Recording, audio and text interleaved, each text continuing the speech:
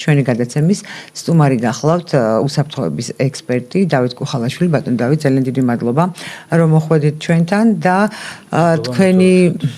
თქვენი სტატუსიდან გამომდინარეც რეგალიიდან უფრო ზუსტად მინდა ვისაუბრო უსაფრთხოებაზე.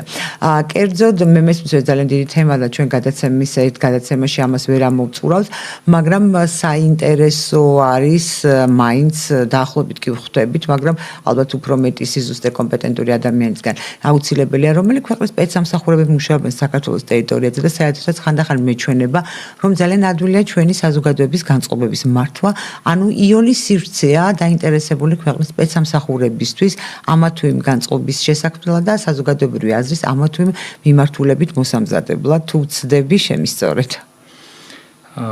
პირველ რიგში მივესალმები თქვენს აუდიტორიას. რაც შეეხება რომელი სპეცსამსახურები ძნელად მოიძებნება სახელმწიფო, რომელი სპეცსამსახურები ზოგადად საქართველოში დაინტერესებული არ იყვნენ სადაზვერვო აქტივობებით. ესენი არიან სახელმწიფოები, რომლებსაც გააჩნიათ მნიშვნელოვანი სადაზვერვო ინსტრუმენტები საქართველოში დიპლომატიური კორპუსის სახით და ესევე ქვეყნები, რომლებსაც არ გააჩნიათ დიპლომატიური კორპუსი, თქვათ, პირობითად საქართველოში, ისინიც კი აქტიურ სადაზვერვო აქტივობებს ახორციელებენ. თვითონ შეკითხვა არის ასეთი ქვეყნები, რომელსაც დიპლომატიური წარმომადგენლობა არ აქვს, რა თქმა უნდა, ჩვენ გვყავს ესეთი ქვეყანა, რომელთანაც დიპლომატიური ურთიერთობები გაწყვეტილი გვაქვს. რუსეთზე, კი ბატონო, კი ბატონო. აქედან გამომდინარე, ყველა სახელმწიფო ახორციელებს სადაზვერვო აქტივობას. ამას მნიშვნელობა არ აქვს, არის ახლო მეზობელი ჩვენი თუ არის შემდგომი აბსოლუტურად. განსაკუთრებით ის სახელმწიფოები, რომელსაც ძალიან კარგი ტექნოლოგიური და ფინანსური შესაძლებლობები აქვთ, ისინი პრაქტიკულად მსოფლიოს ყველა კუთხეში ახორციელებენ სადაზვერვო აქტივობებს, მათთვის საინტერესოა ყველა სცენარი, რაც მიმდინარეობს მსოფლიოში და მათი ანალიზი მათ აძლევს შესაძლებლობას, რომ გადაწყვიტონ მიიღონ თუ არა მონაწილეობა სხვადასხვა ტიპის კონფლიქტებში, თუ არა მარტო კონფლიქტებში, არამედ სხვადასხვა ტიპის ორგანიზებულ სქემებში, რომელიც მათ სახელმწიფოს მოუტანს, თქვა, დადებით შედეგს.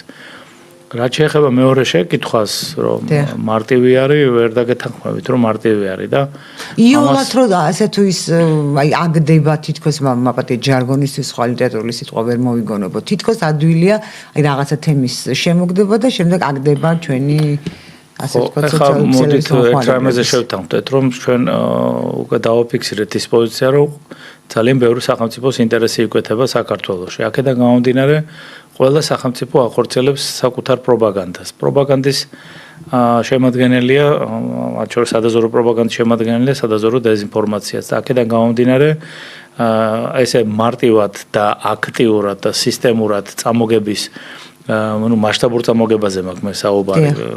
იმიტომ არ აქვს ადგილი, რომ ყველა ქვეყანას აქვს თავისი ინტერესი და აქედან გამომდინარე ამ ინტერესს და ეგრეთ წოდებული ჯახი იწვევს ხოლმე იმას, რომ მასშტაბური ხასიათის ეგრეთ წოდებული წამოგების პროცესების აღაზე არ აქვს. თქვენ რაც დაცაუბროთ, ეს არის საზოგადოების მნიშვნელოვანი ნაწილი, რომელიც სხვადასხვა დეზინფორმაციულ ნაკადებს წამოეგება ხოლმე და განსაკუთრებულ აქტივობას გამოხატავს როგორც სოციალურ ქსელებში, ასევე თქვათ ფიზიკურად ქუჩაში და ესე შემდეგ და ესე შემდეგ. და სხვა შორის ერთ რამეს მივაქცია კიდე ყურადღება, როგორც სწრაფად იწყება, ასევე სწრაფად სრულდება, ანუ დიდხანს არ მიჰყვება ხოლმე ეს შფოთი. ხო და ეს არის ზუსტად იმ სადაზვერვო დეზინფორმაციის და პროპაგანდის სადაზვერვო პროპაგანდის და სადაზვერვო დეზინფორმაციის ერთ-ერთი ნიშანი, რომ მან გაგზობადობა ვერ პოვა. ალბათობის მაღალი ხარისხით ეს უკავშირდება არასწორად გათვლილ ეგრეთ წოდებულ შრეებს და ინფორმაციულ ნაკადებს. ნუ ეს ახლა თავის თავში უნდა ეძიონ შეცდომები უცხო ქვეყნებმა. ანუ მათი შეცდომაა ეს ვერ იჭერენ ჩვენს განწყობებს? მათი შეცდომაა და კიდევ ერთხელ ვიმეორებ, აქ არის ინტერესთა გადაკვეთა და შესაბამისად ზოგიერთ და ალბათ უმრავლეს შემთხვევაში უცხო ქვეყნების განსხვავებული ინტერესები საქართველოსთან მიმართებაში. გარკვეულწილად განსხვავებულ სადაზვერვო პროპაგანდას უწყობს ხელს და სწორედ ეს განსხვავებული სადაზვერვო პროპაგანდა თვითონ ახდენს გარკვეულ ნეიტრალიზაციას. ამ არავის აღარ ვენდობით, არა? ხო, ამასთან ერთად უნდა აუცილებლად აღვნიშნოთ ის გარემოება, რომ საქართველოს არ არის გულხელთ დაკრეფილი და ყველაფერი ის რაც ხორციელდება, თქვათ, მასმედიის საშუალებების მიმართ დღეს, მათ შორის საკმაოდ გავრცელდა ეს თემა, რომ გარკვეულ მასმედიის საშუალებებს მათ შორის ერთ-ერთ ჩვენ ყოფილ სტრატეგიულ პარტნიორ სახელმწიფოში აუგზავნეს იქ კონკრეტული პროცესის თქვათ გაშუქება ამასთან ერთად ის რომ სანქცირებულია მნიშვნელოვანი საინფორმაციო საშუალებები. ნუ ეხლა გითხრათ სიმართლე სასაცილოა სატირალი რო არ იყოს ესე იგი სანქციის ქვეშ აქცევს. უკაცრავად ირანის საგარეო საქმეთა მინისტრს თავენ მუდმივად, ანუ ინფორმაცია საჭიროა ხო პირველ წყაროდან და ამ დროს ჩვენთან ნაწილ საინფორმაციო საშუალებებს ინფორმაციას უკეტავენ. რა თქმა უნდა, დიდი სურვილი მიზანი არის ის, რომ როდესაც ჩვენ ვსაუბრობთ, რომ მაღალი დონის სადაზვერვო პროპაგანდა მიმდინარეობს საქართველოს მიმართ, აი ხა ამაზე მე მგონი 35 წლის განმავლობაში მე თქვენ ამას ვერ აგიხსნით, იმიტომ რომ თქვენ თვითონ ხართ ამ პროცესების ძალიან კარგად აღქმელი და გამოანალიზებელი. აქედან გამომდინარე, აუცილებელია რომ ნეიტრალიზაცია გაუკეთონ იმ საშუალებებს, რომელიც სახელმწიფოს გააჩნიეს. ეგ სახელმწიფოს უსპობენ ბერკეტს სადაზვერვო პროპაგანდის საწინააღმდეგო კონტრპროპაგანდისათვის. ამიტომ აქ სხვა არაფერი არ არის. ეხლა მესმის მე რომ იდეალურად რომ საქართველოში მდგომარეობა არა გვაქვს იდეალურად რომ მასმედიის საშუალებები არ აშუქებენ და დემოკრატიისაგან ძალიან შორს არიან ზოგადად ის რომ განსხვავებული აზრი არა გვაქვს თანაბრად გადანაწილებული მათ შორის სახელმწიფო ტელევიზიებში, მაგრამ და სხვადასხვა განსხვავებული აზრით ლანძღვა იქცა, ლანძღვა ყოფილა განსხვავებული აზრით. მიუხედავად ამისა, მე ცალსახად შემიძლია ერთი რამ აღვნიშნო, რომ ალბათობის მაღალი ხარისხით ყველა ის ღონისძიებები, რაც ტარდება საქართველოს მასმედიის საშუალებების მიერ, ეს არის ერთ-ერთი მისი ერთ-ერთი ძირითადი დანიშნულება, რომ სახელმწიფო გააშიშლონ, სახელმწიფო დაასუსტონ და მას არ მისცენ კონტრპროპაგანდის წარმოების საშუალება და მაშინ და იმ ქვეყნებმა, რომელიც ამას აწესებენ, და მხარს უჭერენ ესეთ რამეს, მათ შეუძლიათ რომ წარმოადგინონ რომელიმე ისეთი ტელევიზია, რომელ ტელევიზიაშიც მათი სახელმწიფოები კონტრპროპაგანდას არ აწარმოებენ. მათ შორის უნდა ვიცოდეთ ერთი რამ, რომ ყველაზე მაღალი დემოკრატიით დეკლარირებულად ყოველ შემთხვევაში გამორჩეული ამერიკის შეერთებული შტატები ძალიან მაღალი კონტროლით გამოირჩევა მასმედიის საშუალებებს. და თუ ნორმალური სახელმწიფო გვინდა ზოგადად არსებობს საკანონმდებლო კონტროლი, რომლის მიხედვითაც სახელმწიფომ აუცილებლად უნდა იმოქმედოს.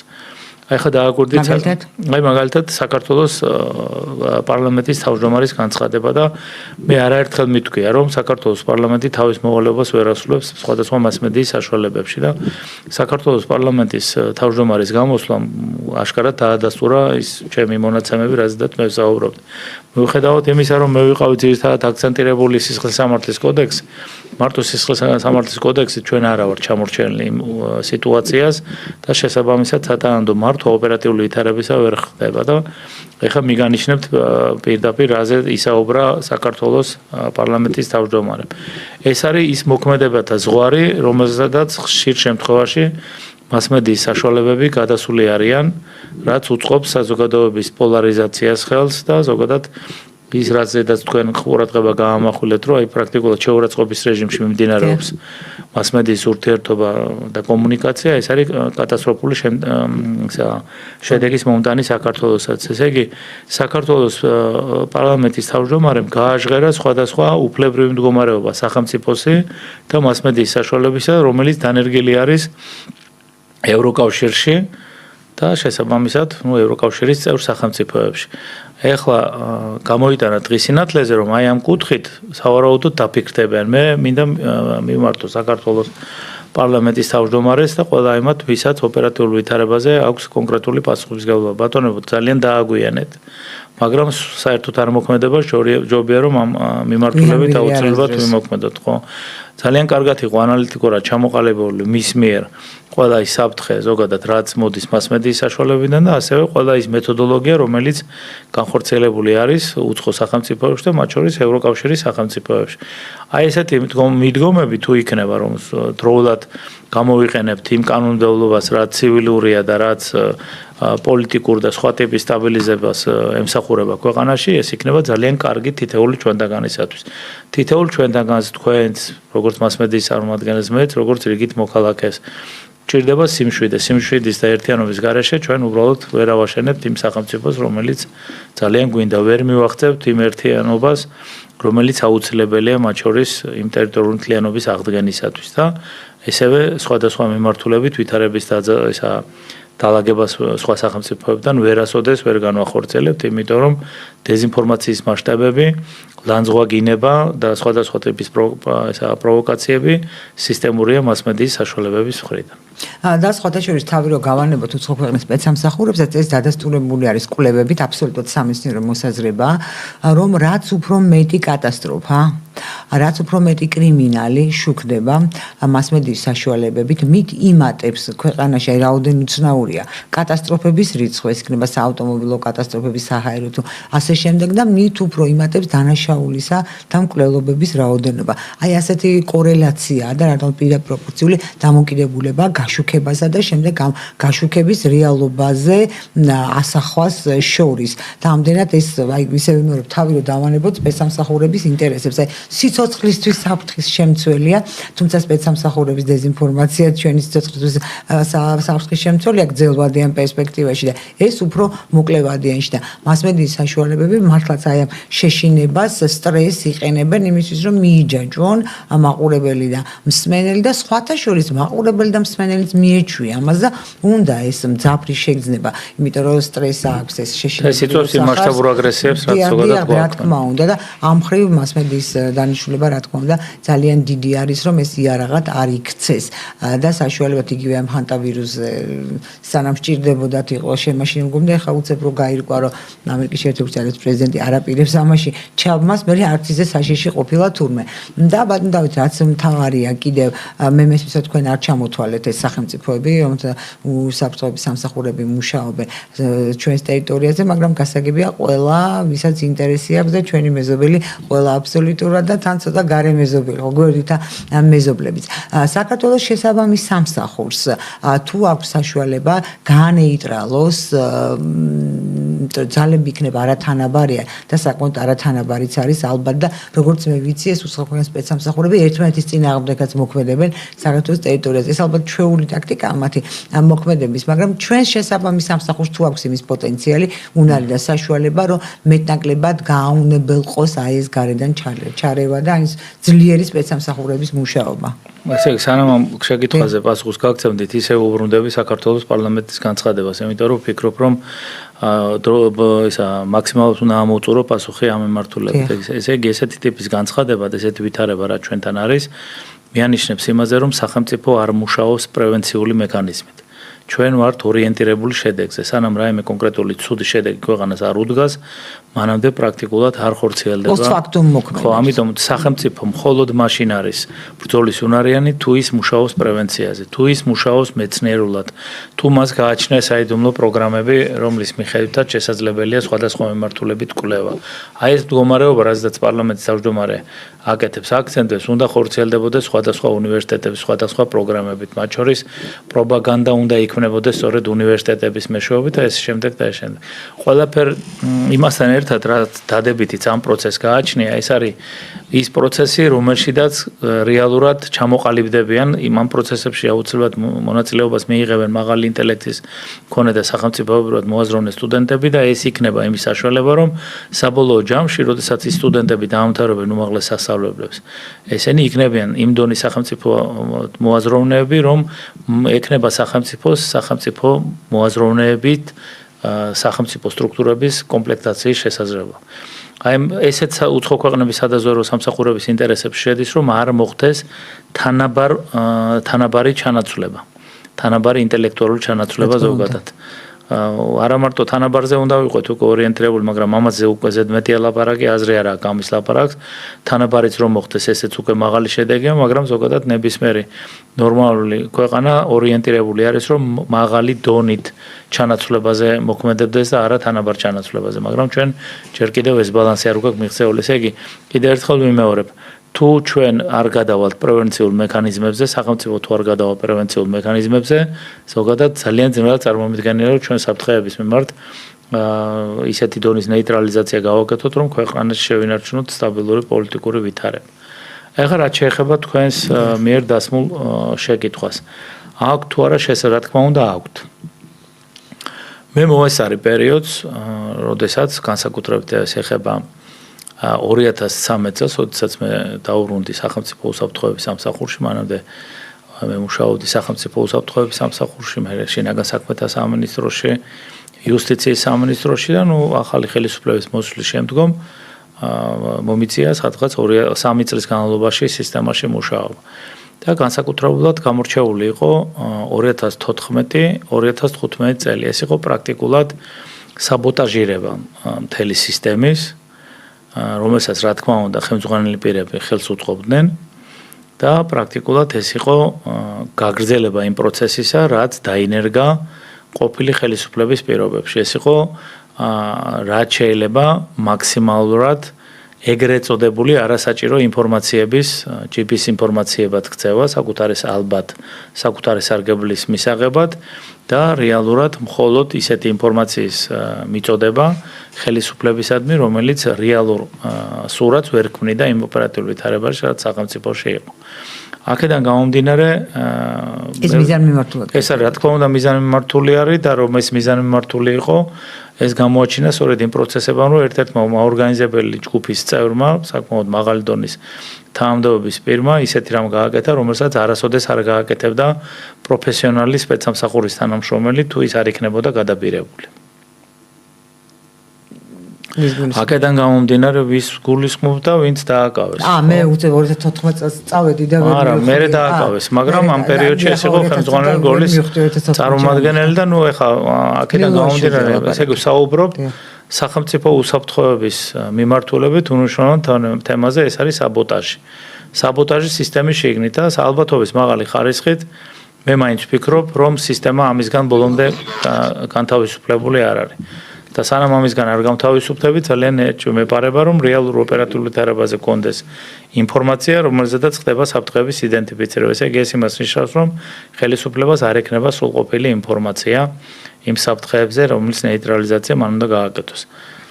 და ძალიან ბევრი ინფორმაცია ჟონავს ხოლმე და ალბათ გაედინება გარეთ, მაგრამ სანამ ამ თემაზე ვისაუბრეთ, რეკლამის გამო მცირე ხნით უნდა შევწყვეტოთ გადაცემა, ჩვენ მალე დაბრუნდებით, დაგველოდეთ. ეთერში ბრუნდებით, განვაგრძობთ საუბარს ჩვენ სტუმართან, უსაფრთხოების ექსპერტთან, დავით კუხალაშვილთან ერთად. ბატონო დავით, დავასრულოთ ეს თემა და ერთი ჩემი აზრით ძალიან მნიშვნელოვანი საკითხი უნდა დავსვა. კი ბატონო, ესე იგი შეუძლია თუ არა, მე ვფიქრობ ეხს მაგალითი იმიტომ მოვიტანე, რომ ინფორმაციული ნაკადები ზოგადად სახელმწიფო უსაფრთხოების სამსახურს არასოდეს არ აყალდა, მაგრამ ხელმძღვანელი გოლი ყოველთვის საბოტაჟირებდა. აქედან გამომდინარე კიდევ ერთხელ ვიმეორებ, რომ თუნდაც ბოლო პერიოდში განხორციელებული, მათ შორის ეს არის ალბათ უნიკალური შემთხვევა 35 წლის განმავლობაში, როდესაც რეალური ჯაშური ქსელის გამოაშკარება განხორციელდა. თუ არ ვცდები, სადღაც 3 ჯაშუშის გავლენა მოხდა და ერთი მათ შორის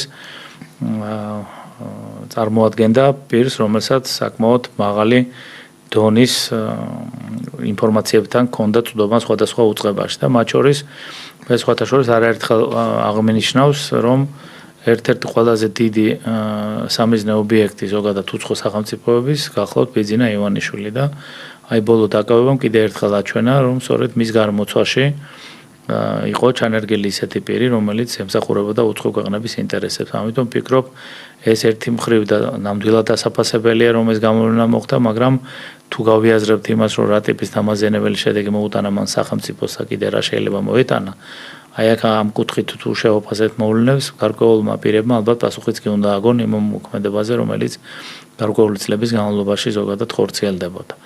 აქედან გამომდინარე რის გულისხმობთ იმ გარკვეულ პირებში? თანამდებობის პირები, ვისაც ევალებოდა ამისი კონტროლი და გამოვლენა. ეხლა რაც შეეხება ზოგადად რომ სამართალმოყური რო ჭამოს, მე ზოგადად არა ვარ ორმაგი სტანდარტების. ჭამს კი სამართალმოყური. ხო, მაგაზე ვსაუბრობ, ორმაგი სტანდარტის მომხრე არ გახლავართ.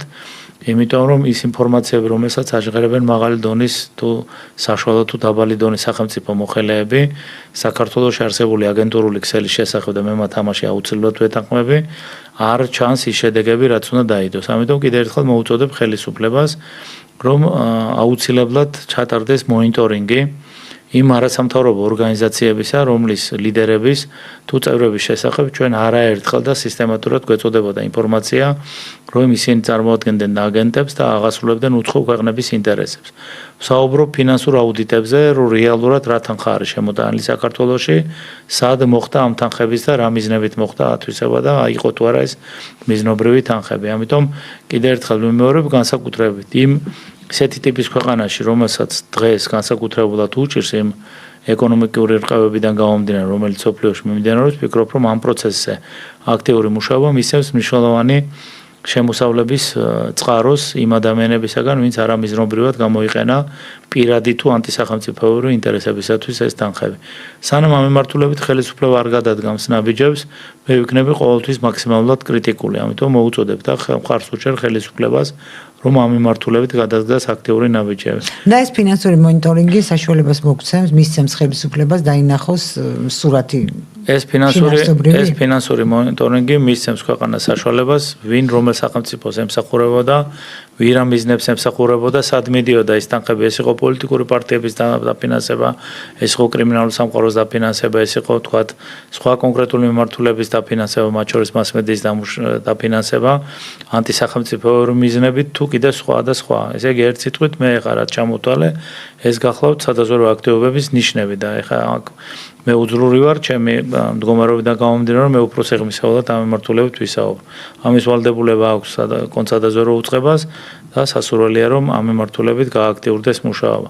თუ სახელმწიფო ამ მიმართულებით ვერ გააქტიურებს მუშაობას, მინდა სასახად დავაფიქსირო ჩემი პოზიცია, რომ მაღალ იერარქიებზე ძალიან ბევრი ადამიანია, რომლებიც სამწუხაროდ ასრულებდნენ უცხო ქვეყნების ინტერესების შესაბამის ქმედებებს და მათ შორის მონაწილეობდნენ აქტიურად ძალადობრივ ქმედებებში საკუთარი მოსახლეობის წინააღმდეგ. მე გავეცანი ანგარიშებს და ეს არის ანგარიშები, რომელიც ყოფილი ხელისუფლების პირობებში ობუნცვენდის აპარატის მიერ ხორციელდებოდა და მათ შორის გავეცანი იმ ანგარიშებს, რომელიც იქმნებოდა სუბარის ხელმძღვანელობის დროს. მე უბრალოდ გაკვირვებული ვარ სუბარის დღეს ეგრეთ წოდებულ ნეიტრალურ პოზიციაზე, რომ ის არ ითხოვს, რომ რა რეაგირება მოყვა მაშინდელ მის ანგარიშებს და რატომ არიან ის პირები, ვინც მის ანგარიშებში იყო აღმოჩენილი დღესაც მაღალ თანამდებობებზე თუ საშუალო დონის თანამდებობებზე, რატო არ აგებენ პასუხს ეს ადამიანები, ეს არის მათ შორის მასობრივი ანგარიშსწორება პატიმრების მიმართ, ტუბერკულოზის მიზანმიმართული გავრცელების ნიშნების შექმნა. მე უბრალოდ ამ ვითარებას ვერ ვგებულობ და რატო არის ეს ნეიტრალიტეტი ჩემს გასაკვირია, მაგრამ ნამდვილად გმირობის ტოლფასი იყო იმ სისტემაში და იმ სიტუაციაში, რომ ესეთ ტიპის ანგარიში შემდგარიყო. და ის ანგარიში, რომელიც შედგა და დღეს, როდესაც სუბარი უკვე ხელისუფლებაში არის და სხვები, რატომ არ ხდება რეაგირება და აპელირება ამ ანგარიშებზე, უბრალოდ ჩემთვის წარმოუდგენელი არის. მე საკმაოდ სიღრმისეულად გავეცანი ამ ანგარიშებს და გითხრათ სიმართლე, იქ არის ისეთი ამაზენი მდგომარეობა, რომ 2012 წლიდან დღემდე როგორ შეიძლება რომ ის პირები, ვინც ამ კონკრეტულ დანაშაულებებში მონაწილეობდა, როგორ შეიძლება რომ აღმოჩენილიყო ისევ თანამდებობაზე, ისევ საუბრობ მურყეულ სისტემაზე, საკადრო სისტემაზე, როგორც ეთყობა ხელი ხელს ბანს და ორივე შემდეგ პირს, როგორც ეთყობა ყველა დონეზე, ყველა იერარქიაზე არიან ისეთი პირები, რომლებსაც სხვადასხვა ტიპის გადაცვამები ჰქონდათ ყოფილი ხელისუფლების პირობებში, თუ მარტო გადაცვამები, ამიტომ მათ იციან, რომ თუ რაიმეს მოიმოქმედებენ, მათცედაც შესაბამისად მეორე მხარეს ექნება რაღაც სათქმელი. ამიტომ ერთ რამეზე მინდა კიდევ ახლა ჩამოვყალიბდეთ რა, ვფიქრობ, რომ მეცნიერულად არის დასამუშავებელი თემა, რომლის მიხედვითაც საპროცესო შეთანხმებების გაფორმება რამდენად მომგებიანია ქვეყანაში არსებული ოპერატიული ვითარებისათვის.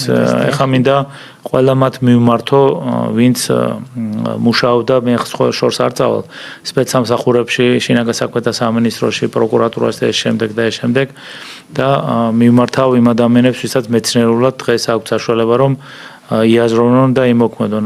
რამდენად სწორად მიგაჩნიათ ის მოქმედებები, როდესაც ორი ადამიანი თანაბრად მონაწილეობს დანაშაულში და ერთის თანამშრომლობის გამო მხოლოდ ვინც არ თანამშრომლობს ის ისჯება.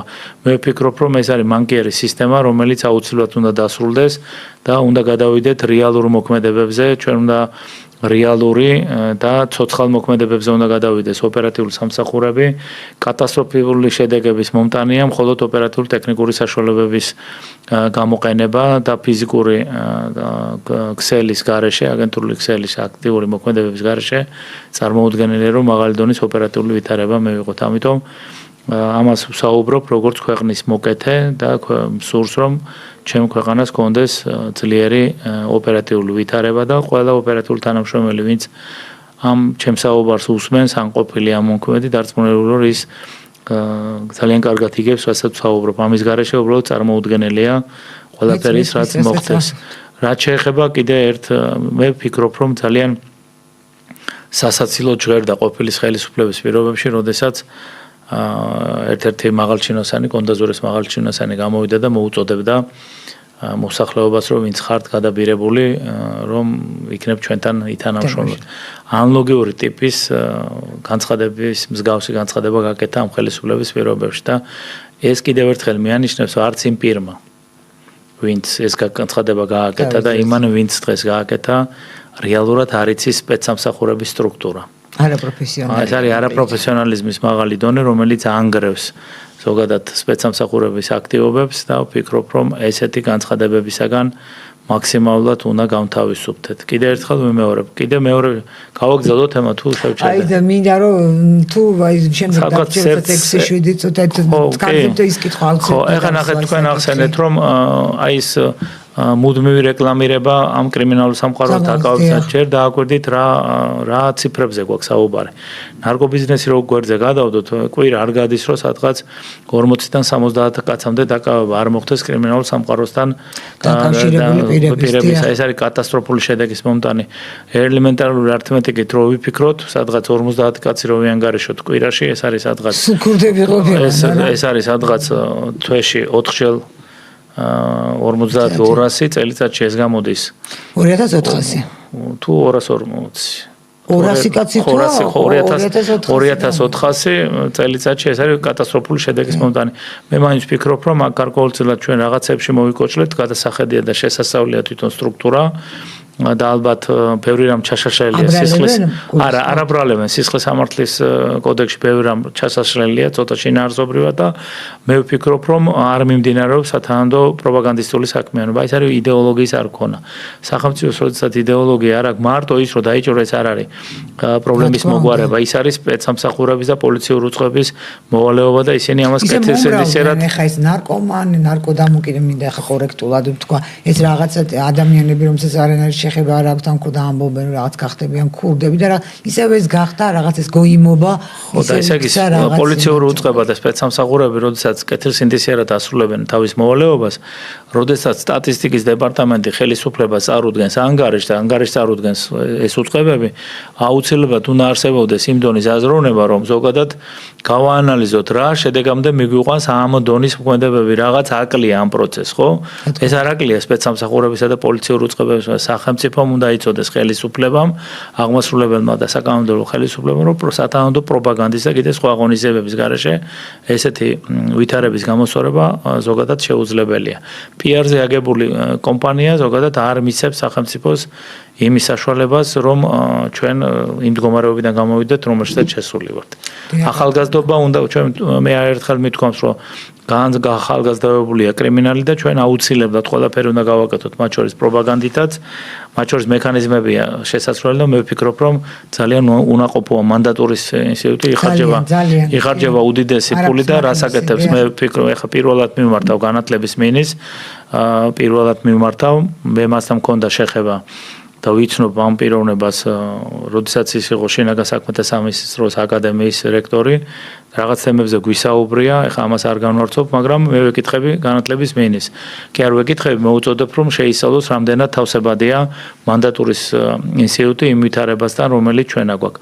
ამისთვის ამოსაღებია ის სტატისტიკური მონაცემები, რომელიც უკავშირდება არასრულწლოვნებს და აქედან გამომდინარე კიდევ არსებობს. ეფექტიანად მუშაობ თუ არა? ამიტომ აუცილებლად ცოტა სხვა მექანიზმები შემუშავება, რაც არ ამართლებს, ის აუცილებლად უნდა შეიცვალოს, უნდა მოხდეს რეორგანიზაცია, შეიქმნას ისეთი მობილური სისტემა, რომელიც ამ ვითარებიდან გამოგვიყვანს. წინააღმდეგ შემთხვევაში ძალიან ძნელად წარმომიდგენია, რომ ოპერატიული ვითარება გავაუმჯობესოთ. დიახ, ეს ძალიან საინტერესო თემა, კი მინდა გავაგრძელო, მაგრამ ის 1-2 წუთი დაგვრჩა და აუცილებლად მინდა კითხო, ძალიან გახშირდა ყოფილი მაღალი თანამდებობის პირების დანიშვნა და აი ამ სულ ბოლოსაც სახელმწიფო კომპანიებში სხვა ქვეყნის მაღალ თანამდებობებზე. მე მესმის, რომ მათ საიდუმლო ინფორმაციის არ გაცემაზე ხელი მოწერილი აქვთ, მაგრამ ეს მაინც ვფიქრობ არაფერს ნიშნავს და ეს პრაქტიკა რატომ დამკვიდრდა? მხოლოდ იმიტომ, რომ ასეთი უზედო პროფესიონალები გვყავს, რომ თუნდაც იმავე აზერბაიჯანში ვერ იპოვეს ვერავინ, ჩვენი ყოფილი მინისტრისა და ვიცე-პრემიერის გარდა. შროდერის ამბავი მახსენდება. ესე იგი მე მაქვს ჩემი პოზიცია, არაერთხელ გამეჟღერებია სხვადასხვა მასმედიის საშუალებებში, დღესაც ვიტყვი, რომ ესეთ ტიპის მოქმედებები შეიცავს მაღალ რისკს. რაც უფრო მაღალი დონის არის თანამდებობა, მით უფრო მაღალი საიდუმლოების რეჟიმზე აქვს მას წვდომა და აქედან გამომდინარე ზოგადად ესეთი ქმედებები არის ძალიან დიდი საფრთხის შემცველი. თუ დააბანდებს იმ თავის ცოდნას პირადი კეთილდღეობისთვის. ხო, აქ არის მეორე მომენტი რა, უკვე მეორე მომენტზე აუცილებლად უნდა გადავიდეთ რა, დღის წესრიგში აუცილებლად ამ მიმართულებით ამ ვერსიაზე სპეცსამსახურებმა უნდა იმუშაონ, რომ ესეთი დანიშვნა მეორე მხარის და ძირითადი მხარის გარეშე არ ხდება და რაიმე ხომ არ იყო ისეთი როდესაც მაღალჩინოსანი თავის სამსახურებელ მოვალეობას ასრულებდა, რომ უცხო ქვეყნის ინტერესების სასარგებლოდ მოხდა, თქვათ, რაიმეს გატარება. ძალიან ბევრი რამ წუხარ, რასაც ვლაპარაკობ, მაგრამ ჩვენ კიდევ ერთხელ ვიმეორებ, ცხოვრობთ ისეთ სახელმწიფოში 75 წლის განმავლობაში პრაქტიკულად არ მუშაობთ პრევენციაზე და ყველაფერი გადასულია უბრალოდ ფაქტის შემდეგ მოქმედებას. კიდევ ერთხელ ვიმეორებ, ამაში არანაირი ბრალი არ მიუძღვის არც სპეცსამსახურებს, არც პოლიციურ უწყებებს, ისინი კიდევ ერთხელ ვიმეორებ ოპერატიულად თავის ფუნქცია მეოლეობებს ასრულებენ, მაგრამ ძირითადი რგოლი, ვინც უნდა გეგმავდეს ეროვნულ საფრთხეების პრობლემებზე, ვინც უნდა მუშაობდეს, 75 წლის განმავლობაში არ მუშაობს რეალურ სურათიდან გამომდინარე და შესაბამისად არ მუშაობთ პრევენციაზე. ეს არის დამღუპელი ქვეყნისათვის. დიახ. ანუ თემა ძალიან საინტერესოა და სამწუხაროდ ჩვენი ადრო ამოიწურა გადაცემის, მაგრამ მე იმედი მაქვს, აი დიდხნიანი ხანგრძლივი გადაცემა რო გვაქვს, იქ მოგიწევთ და აუცილებლად ამ თემებზე დაწვრილებით ვისაუბრებთ. ძალიან დიდი მადლობა კიდევ ერთხელ. ძალიან დიდი მადლობა მაყურებელსა და მსმენელს. მე დღეს თქვენ გემშვიდობებით, იმედი დავიტოვოთ, რომ ჩვენი სახელმწიფოების ყოფილი წარმომადგენლები, რომლებიც სხვა ქვეყნის სახელმწიფო კომპანიებში ან თუნდაც კერძო კომპანიაში თანამდებობებზე დასაქმებდნენ, სინდის მიყვებიან და არა მაინდა-მაინც ჯიბესა და კეთილდღეობას. მე თქვენ გემშვიდობებით ერთმანეთს შეხვდებით კვირას 12 საათზე. ნახვამდის.